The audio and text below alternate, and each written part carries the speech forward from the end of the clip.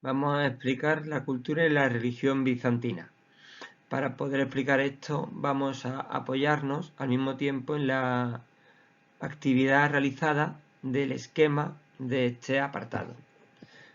En primer lugar, partiremos de la idea de que el Imperio bizantino es una continuación del Imperio romano de Oriente. Esto se ve en que su derecho, su administración y su religión, la cristiana, es adoptada o es una continuación de el final del Imperio romano.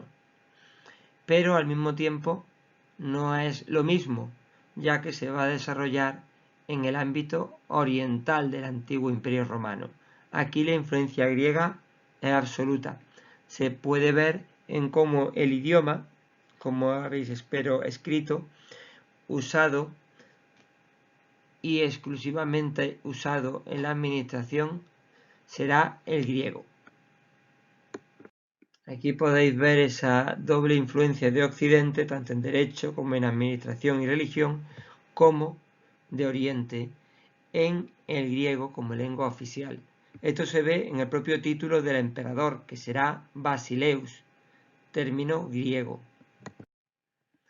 Aquí podéis ver esa influencia romana en el cristianismo. Aquí veis un símbolo de Cristo, se llama crismón, la X, Cristóforos, la P, y al mismo tiempo también en el ámbito administrativo que ya habíamos visto, como las leyes parten de las leyes romanas. Y aquí la influencia oriental, como el alfabeto, la escritura, el idioma, ya no utilizará el alfabeto latino, sino el griego. Y el idioma usado será el griego, dejando a un lado el latín progresivamente a lo largo de estos primeros siglos. Siguiente aspecto a destacar será concretamente la religión.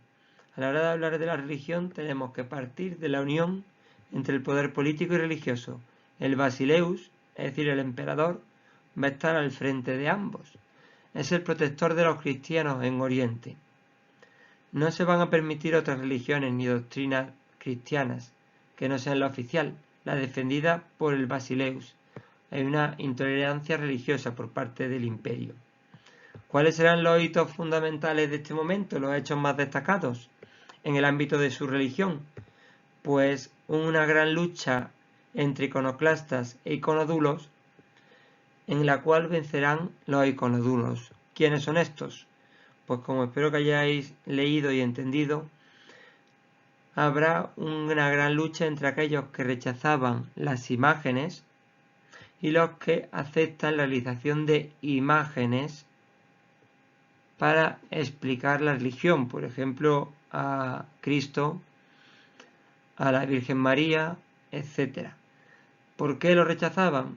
Porque lo asociaban con la religión musulmana que adoraba a, ¿os acordáis?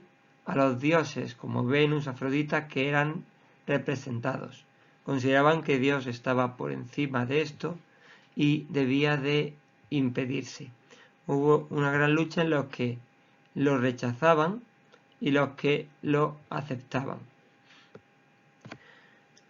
Finalmente vencerían los segundos, los iconodulos, los que lo aceptan. Otro hecho destacado será cómo los bizantinos expandirán el cristianismo por Europa oriental. Y finalmente el último hecho destacado será el cisma de Oriente, o ruptura entre la Iglesia de Oriente, representada por su principal figura, el patriarca de Constantinopla, y Occidente, representado por el Papa de Roma. En imágenes podemos ver esa gran influencia del emperador bizantino. Aquí podemos ver el poder político y militar con los soldados, los diferentes funcionarios, y al mismo tiempo aquí tenemos la cruz de Cristo.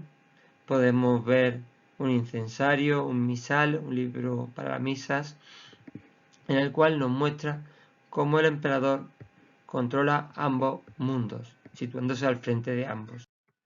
Al mismo tiempo vemos la lucha iconoclasta, que ataca las imágenes, quiere destruirlas, considera que la Biblia rechaza esta representación, aunque finalmente, como he dicho, los iconodulos acabarán venciendo. Y hoy en día, pues, tanto en la Iglesia de Occidente como en la de Oriente, se usan estos símbolos. Otro hecho sería la ruptura entre Occidente, dependiente del Papa de Roma, y Oriente, dependiente del Patriarca de Constantinopla y bajo la supervisión y tutela del Basileus. El último aspecto a reseñar será, tras ver esta separación, que se debe a varios aspectos, entre los cuales destaca cuál sería la figura más destacada dentro de la Iglesia, rechazando la Iglesia ortodoxa que sea el Papa de Roma, y otros aspectos sobre sus creencias, ya que hay algunas diferencias entre ambas. Finalmente, como decía, el último aspecto a destacar sería cómo desde Bizancio se va a cristianizar con misioneros como Cirilo o Metodio, su hermano, van a cristianizar toda la zona oriental de Europa, a los pueblos eslavos. Esto se manifiesta hoy en día en cómo el alfabeto de estos pueblos es creado precisamente por estos misioneros. Aquí podemos ver una imagen de ese proceso de cristianización y se ve esa influencia en las mismas iglesias de estos pueblos. Fijaros cómo serán muy parecidas al arte bizantino. El último aspecto que vamos a ver es el arte asociado a la cultura. Vemos que esa arquitectura bizantina tiene elementos originales y elementos de la época romana, como el uso del arco de medio punto, como el uso de la bóveda, de cúpulas, en este caso sobre pechinas, que a continuación veremos algún ejemplo. Además, las plantas son la planta basilical, que nos llega desde época romana, o la planta de cruz griega. Aquí podéis ver estos aspectos. El arco de medio punto, podéis ver que es simplemente un círculo partido por la mitad. Luego la cúpula, podemos ver precisamente lo que ya os expliqué. Situamos ese arco, damos sobre su eje un giro y formamos un espacio cubierto con esta forma de media naranja. Y vamos a conseguir que pasemos de esta forma circular con las pechinas hasta un espacio cuadrado. El último aspecto sería la planta, en la cual destacamos la planta basilical. Esta es forma alargada y esta forma de planta de cruz griega, en el cual veis como las diferentes naves son iguales en su longitud. La iglesia de Santa Sofía es el principal ejemplo y la manifestación de mayor esplendor de la arquitectura bizantina, que ya se dijo. Respecto a la pintura y los mosaicos bizantinos, aquí veis los rasgos principales que espero que hayáis hecho, que es el uso de colores vivos, sin volumen, es decir, no les interesa usar sombras para destacar más unas zonas que otras y hacer o parecer que unas partes tienen más volumen que otras.